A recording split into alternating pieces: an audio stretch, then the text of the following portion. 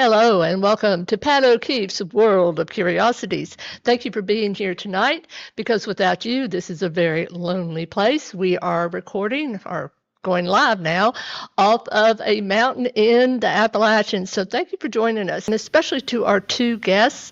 We have Mimi Blevins, thank you, and also Missy Swango. Now, these two are a duo. They are sisters. So I'm going to start with Mimi. Mimi, tell me a little bit about yourself. Metaphysically wise, I've been doing this since our markets and stuff started like 4 years ago. I think it was 4 years ago. And I think I was doing stuff with Missy probably 2 or 3 years before that. And I've been doing rune reading for about 4 years. And when you talk about, the events that you've been working on, what were those? So we started out with a Sacred Journey. It started in 2021, I believe, right after COVID. We did our first one in August of 2021, and we do 2 a year. So we do it in August, well, not now September, but a fall and a spring one every year. All right. And Missy, do you want to add anything to that? Well, we started it because we had a small business ourselves, but we like doing events and we like helping other small businesses get out there, especially the metaphysical businesses and the tarot readers and whatnot. So they would have a safe place to do something. And we do it for everybody as a family, more so than anything else. So this is really a family event, isn't it? Mm-hmm. Yeah. Our metaphysical family. Yes, our tribe. Our tribe. I love that. Now, I want to ask too, most people who really are on this journey or get involved in any way, whether they're, producing and directing events or they're going on investigations, they're psychic mediums, and I know that you all have a little bite of each of those areas. What was the experience that got the two of you into the paranormal or the metaphysical? Our mom. Yes, I was going to say mom. Our mom. She was that person that watched all the ghost hunting stuff and all that, and she liked all the vampire movies and scary movies and all that stuff.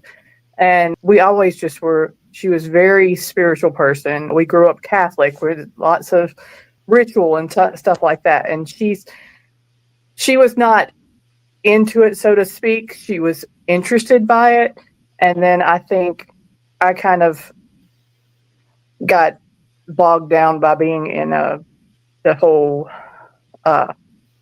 working in corporate stuff, doing what you're supposed to do, getting a job, going to school, getting a job, and doing all that stuff you're supposed to do to make money.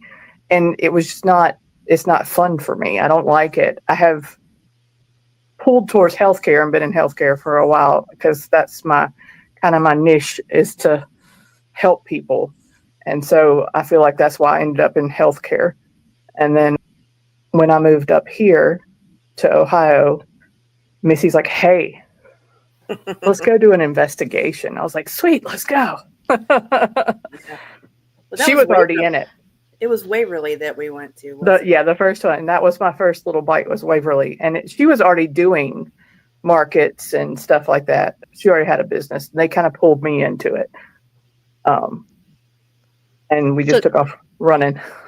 But did you get involved as a volunteer? Is that what you were doing at the Waverly event? No, we just went for an investigation. We just got a group of people together and we just went and investigated. And she was already doing tarot reading and all that. I've been doing tarot readings, and I'm a intuitive reader for probably about 12 years now. Yeah, wow. My background was psychology. I wanted to be in psychology. I wanted to help people. I wanted to be a therapist. I wanted to, be able to talk to people and whatnot. And this was an easier way for me to do it without having to go through all the schooling, because I took a different route and decided to be a mom instead. And there was still a kind of a void that needed to be filled. And I was always drawn to it. So I decided to try it. And been The rest is history. The rest is history. Tell me about, tell me, and then I'll go to Mimi with the same question. Missy, what was your most profound reading that really sticks in your mind? And I know that being a reader, there's several, but is there one that really sticks in your mind? I'd probably say there was a lady that I had done a reading for, and I have a set of cards that Mandy knows when I pull them out that I'm hearing something. And that's my mediumship deck. And I just started hearing something, you feel like you're going crazy almost, but I was hearing something, and I was hearing the words, and I would say what I was hearing to the lady, and they made sense to her. And the more I talked, the more it made sense. And it was just in the zone. I couldn't tell you what I said because after I do a reading, I don't remember anything about it. But that one did stick. We were all crying. It was a big blubber fest. And it's, I've never forgotten that. And I felt like I had actually helped her talk to someone that she needed to talk to that day. And it just made me want to do it more. It does. I mean, when you realize that you're really helping someone and you see the depth of help that you are giving, it does motivate you, especially if you're a spiritually inclined person. Mimi, what about you? What's your most memorable reading? Memorable? Okay, so I'm probably the more skeptical of the two of us because I have like that whole analytical brain that thinks, is this really real type thing? And I think when I realized that it was like it was like a multitude of readings. Like there was one, we started doing tag team readings at markets. Missy and I did because I was scared to read because I've seen how people treat readers sometimes. The little monkeys with the symbols, show me a show type thing. And to me, it's not like that when you sit down with a reader. It's more just I don't know how to explain it, but so yeah, right. And you've read me, Pat. You know that my brain thinks too much. So, but I've like there was a man that sat down at our booth one time and we read him. He kept telling me everything I was saying. It made sense, and he started crying, and I was like, oh gosh, let me hug you. But probably and I've had a reading where we sat down with a woman, and I started getting visions of stuff, and was telling her, she goes, yeah, that's my mom's house, and that was weird to me. That was really weird to me. But probably there was a woman that we kept reading over and over again. I kept telling her the same thing every time we read her. She'd come to market, I'd read her. She'd come to market, I'd read her. And it was like my runes were pulling the same runes every single time. And we're talking months in between reading her. And I kept pulling the same things. And the last time I cast my runes, the rune that kept popping out broke in half. And I just slid it across the table and I said, okay, I really feel like you need to listen this time because my rune's broken. So, but yeah, it's been interesting. I've read people that, they'll sit there and they'll like, I don't know what you're talking about. And then 2 seconds later, they'll like, oh yeah, I have this. And, then I've read people who just break down in tears and like, that's exactly what they needed to hear. Mm-hmm. And I like reading with Missy because she has that mediumship deck and I'll get this just urge. I'm like, and start slapping her and be like, pull off that deck. Off of each other when we're doing readings, and we tend to sync up when we're reading together. Yeah, I could see that. I've noticed that about sisters or people who are extremely close and they do this work.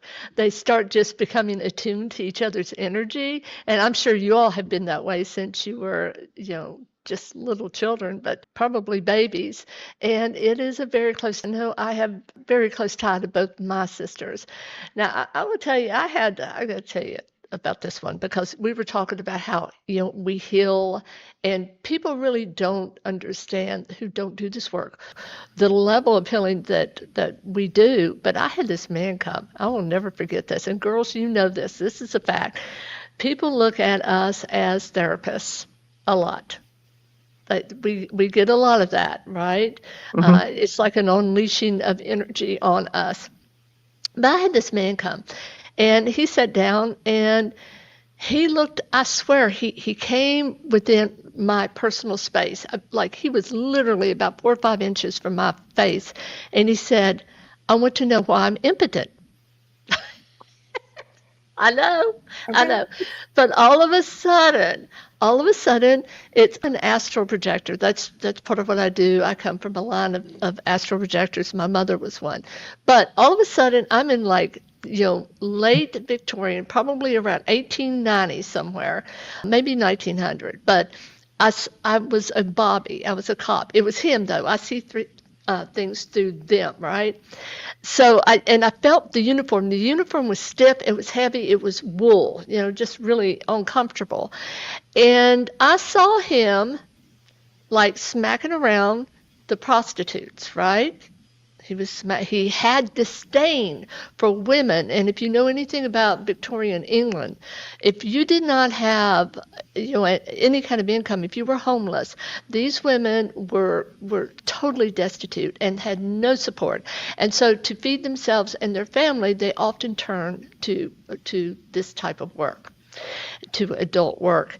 And so he hated them. He had a disdain for them. And so when I popped back, I looked at him and I said, I bet you watch a lot of detective shows, don't you? He said, yeah, I do.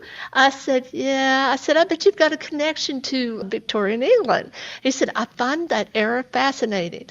I said, well, let me tell you why you're impotent. And when I told him, I thought he'd be angry, right? I've learned to trust the message, girls. Is that not right? Always trust the message. Right. But I will never forget when I told him, he hopped up and he said, oh my God, thank you, thank you, thank you. And he was just so happy. It was like he connected with that message, and now he had an understanding of why we experience what we do in this lifetime. But as far as lifetimes, he carried that experience, and that's why I do my work all of these years. I truly believe in reincarnation because I've just seen too many connections, and between this life and other lives that have impacted us. What is the most memorable? You said one of the things that you guys do is that you are on a paranormal team. So tell me a little bit about that paranormal team. Mimi, let's start with you. So we sometimes collaborate with spirit mechanics and go on some of their investigations and cases and stuff like that. Okay. Oh no, the most memorable? Yes. Yes. So there was, we've talked about this a lot lately too. There was a case that we went to and they were working, and this is the paranormal side. There are certain things that I do believe in. There's some stuff that's like beyond my comprehension that spirit mechanics are excellent at what they do, but a lot of it's beyond my comprehension because I've not been around it. So sometimes when I go on a case with them, I'm just like, just tell me what to do and I'll do it. And I think that's kind of how it was that night. And we were on a case at this lady's house, and they were working out, and I won't go into too many details because I don't want to say, but we were given butter knives. Butter knives. Butter knives. They had done something to them because they were silver. Okay. And they were trying to capture something. Right. And me and Missy watch way too many movies. And so we're around this tree, and we're standing there, and they said, when I tell you to, just push, stab the knife into the ground. And they didn't use the word stab. They didn't say violently or anything like that. They just said, put it in the ground to create like a net, or so to speak. And I think you probably heard this story when we were after Sacred Journey. You may have. And for some reason, Missy and I both sync up, and we're both thinking the exact same thing. And when he tells us to do it, we pull the butter knives over our heads and slam them in the ground, and fully channeling The Craft, the movie, and got the worst case of giggles after we did it. And they're just looking at us like we've lost our minds. And That's what we had to do.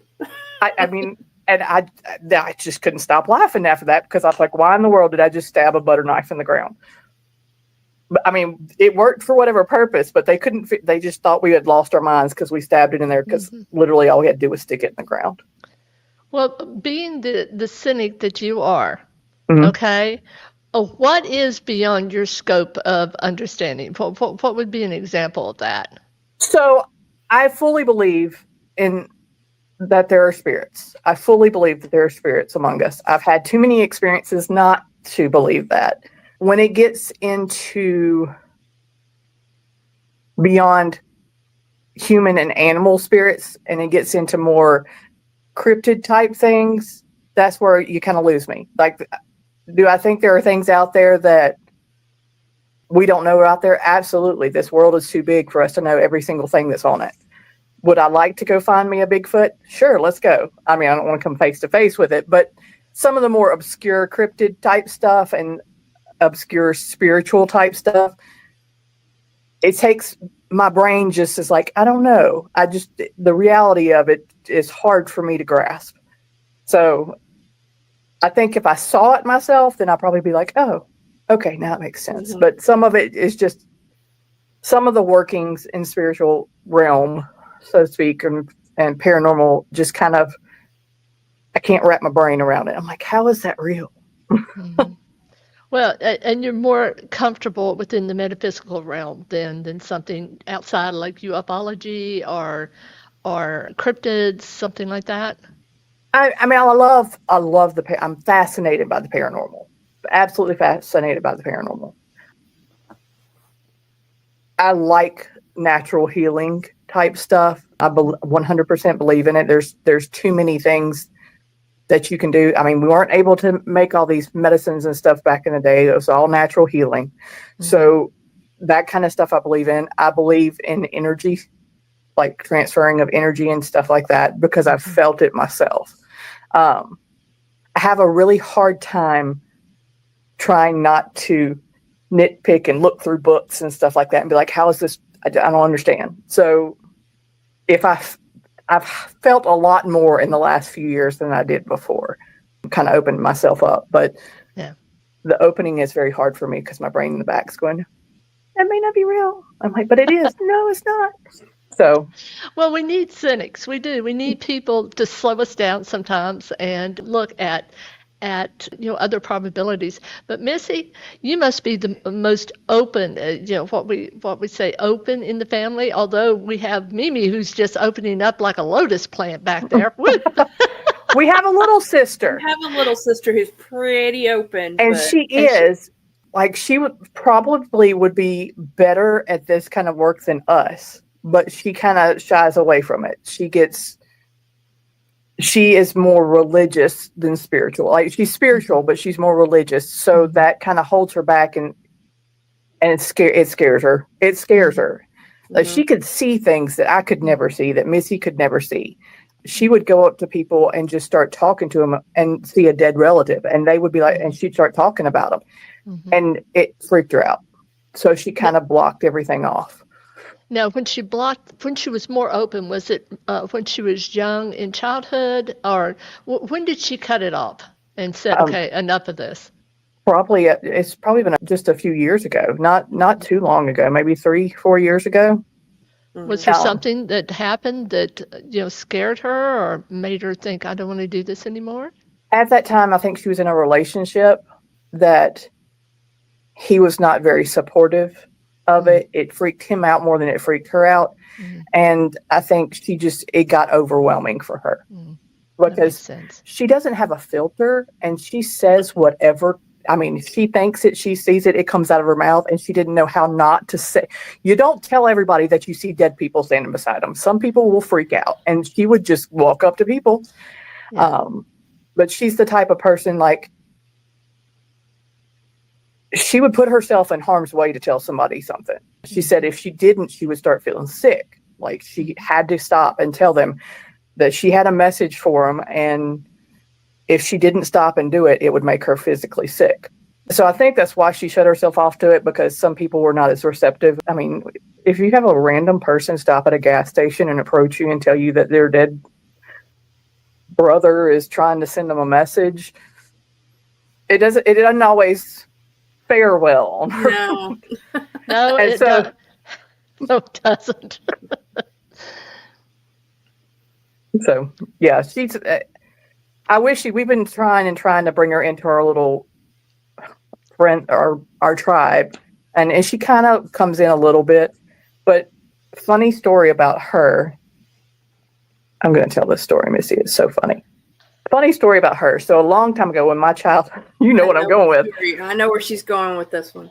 My child, when she was like 3 years old, she would have night terrors, like horrible night terrors, and they were really bad. And Brooke, our sister, lived down the street from me, and they were so bad. And you're not supposed to wake them up when they're having them, and you want to so bad, but if you do, it can cause more problems.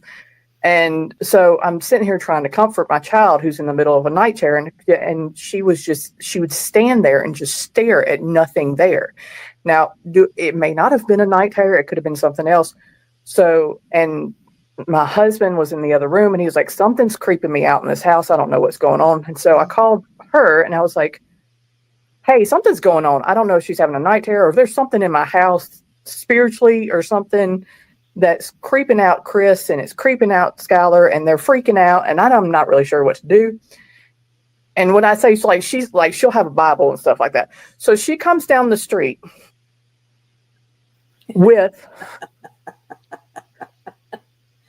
she knocks on the door. I open the door. She's standing there in like her pajamas with a Bible in one hand and a bottle of Wesson oil. And I just looked at her. I said, "What are you about to do?" She's like, "I'm going to anoint something." But she's standing there with a bottle of Wesson oil. I said, "What are you going to anoint with Wesson oil?" That's all she had. That's all she had. She's like, I'm gonna do something. Do something. She didn't have anointing oil, so she just. But she had a Bible and some Wesson oil, and she comes walking. It was just the funniest thing. She's fun. She's fun.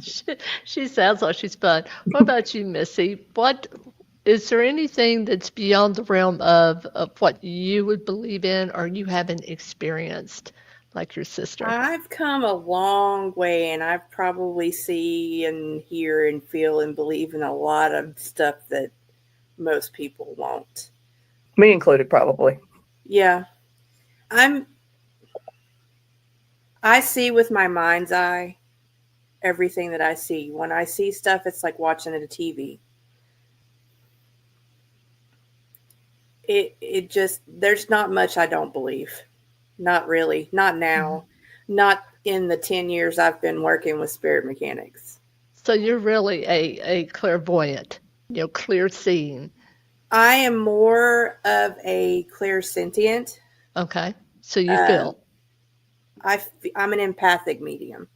Okay. So that I feel and sense everything. I feel like if I could see it physically, it would help me a lot more. But I don't. Okay, I see it in my mind, and I don't know if I'm just thinking that's what I'm supposed to see, or if that's really what I'm seeing. I'm not ever really sure. Well, one of the ways that we can become sure, and I know you do it a lot, is by sharing those messages and getting feedback. Have you gotten better at, like sometimes, as you know, we get spirits that send us like symbols or little blips, and we have to kind of put it together sometimes. Have you gotten better about that, or is that how your gift works? The clairaudient part of it, I've kind of closed it off. You get the ringing in the ear, but I can never really hear what they're saying. A lot of stuff that I do get comes to me in a dream, but that's usually personal or family related. But when I'm sitting there talking to someone, I get pictures in my mind. I see pictures in my mind. What about you, Mimi? How does your gift work? So when it started out, it was animals. I would see animals everywhere, like random. There's no animal there, but I would see them everywhere. And so I thought that was weird. I was like, a Snow White, there's animals everywhere or something. They're just following me around. But there was no animals there. So that's how it started. I'm probably more clairaudient. I hear a lot of things. I'll hear things. But I had been working with spirit mechanics because, Steve, I'm like, I don't understand what's going on with me. He's like, well, I know what you got going on with you, but I'm not going to tell you. You're going to figure it out, because that's how Steve is. Trial by fire. Yes. And he finally told me he's like, you're a medium. I was like, no, whatever. No, I'm not. And it was probably 2 years ago, I started seeing stuff, but it's the same way. I can only see it in my mind's eye. And it's usually when it's quiet and I'm really relaxed and there's no distractions or anything, because I have ADHD and that will distract me from whatever.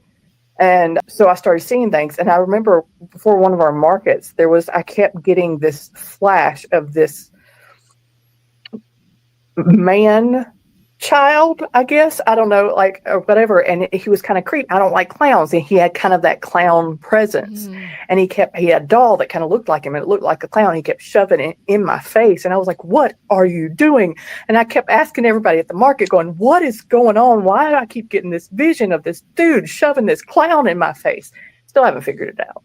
But then I was like, there's some kind of message there, and he's getting frustrated, and he's trying to tell me something, but he can't tell me, and I'm not paying attention. So, but I've had a few things like that. They did make me do mediumship at one of the cases, and I cried like a baby, and Missy laughed at me. Because it's happened to me. I had to laugh at her because it was her first time. It was my first time, and it was Steve, trial by fire. Okay, you're going to be a medium right now. And anyway, so I was doing this mediumship, and I could feel this woman, and I could physically feel like something was right there beside me, and she was following me around the house, and we were trying to get her to cross over, and then I just start bawling. I was like, she doesn't want to cross over. Like, I could feel like she was clinging to me. I mean, I'm not seeing this woman, but I could feel something clinging to my side. She didn't want to leave. She didn't want to leave. And it was because she thought her daughter was still in the house, but her daughter was already gone. And it was just, I sobbed like a baby. I did the same thing the first time. Yeah, because we're taking in the emotions, like you said, of the person that had passed, and it sounds like this one was really kind of sad. She was wanting her daughter, and lives in a different time and space, so that where she is now, where she doesn't know that all of that time has passed. That is poignant. Ladies, did you all grow up in a haunted house, or how old were you when you had your first experience, and what was it? Oh, gosh. I don't remember anything from when I was younger. Mine was more teenager, probably. Mine was early 20s. I don't think I lived in a haunted house. Well, I did live in one haunted house, but so to speak, but I felt like something was following me to every house that I was going to. Just little things would happen. It was when I was in my early 20s. I'd just gotten married, and I don't know if it was necessarily following me or following my husband, but I could things would happen. We would see weird things, stuff would turn on, or, just the little things would happen. And every time we'd move, it stopped for a little bit, and then it would start back up again. But we did live in a haunted house. And it's funny because when we started renting the house, my husband was like, hey, my wife likes paranormal stuff. Is this place haunted? Because it was an older house. He asked the guy, we were renting the house. He goes, no, it's not haunted. And I was like, really? Absolutely it was. Because every single night we would hear something run up the stairs.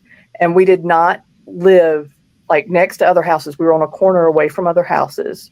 And every single night we would hear something. And it sounded like somebody was coming up the stairs. And it would like walk up the stairs really slowly sometimes it would be really quickly. The first couple of times I did it, my husband jumps out of the bed with a baseball bat and goes running down the stairs, and I laughed. I said, what are you going to do, swing a baseball bat through a ghost? Because we knew nobody was in the house, but we could hear them coming up the stairs. And then it would stop once it got to the top, and you wouldn't see anything or hear anything, and it just did it like once a night. Mine was just, I used to get gut feelings something was wrong, kind of like my spidey senses. Yeah. And one of my best friends, her mom had passed away.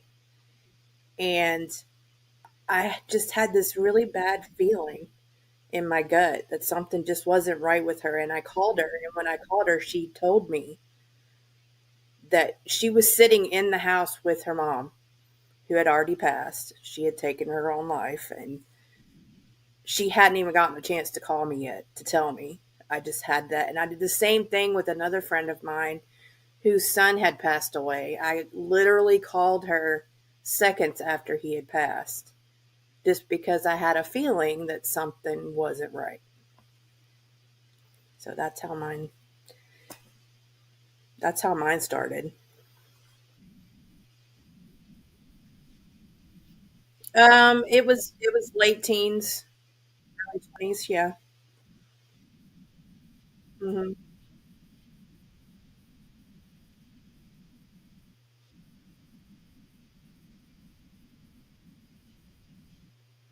We call each other when something's not right. Or one of us has a headache, we all have a headache. One of us doesn't feel well, we don't feel well, but it's not, there's nothing wrong with you, but you still feel what the other sister is feeling. We do it all the time.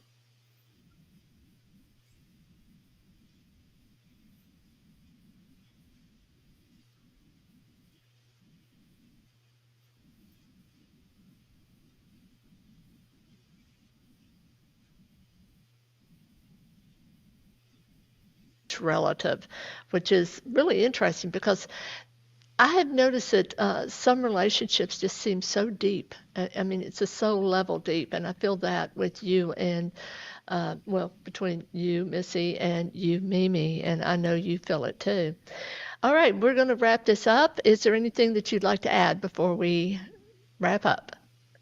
We have events coming up in Milford, Ohio. We have Mystic Nights. It's going to be our first one is May 17th.